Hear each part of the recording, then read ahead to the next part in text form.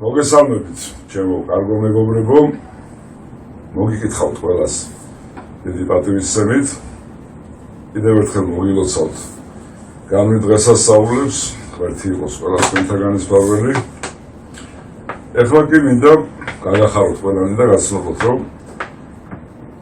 ამ წლის 16 მაისს 16 საათზე მწერალთა სახლში ჩატარდება ჩვენი კრებულის მეოთხე ტომის პრეზენტაცია.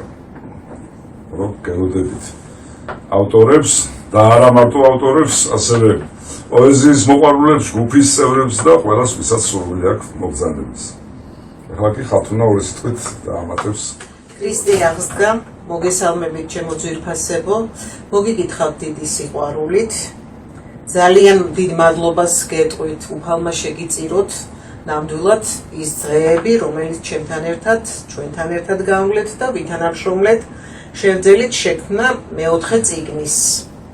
საღამოს რა თქმა უნდა მეც თქვენთან ერთად დიდი მოუთმელად მოველი, მაგრამ მინდა ერთი რაღაც თქვა, დიდი მორიდებით, პატივისცემით, დავალიანებასთან დაკავშირებით წიგნი შესული არის უკვე გამომცემლობაში, მაგრამ ის რომ გამომცემლობიდან გამოვიდეს, თხოვნა მექნება, რომ დავალიანების პატრონებმა დროულად ჩარიცხოთ თანხა.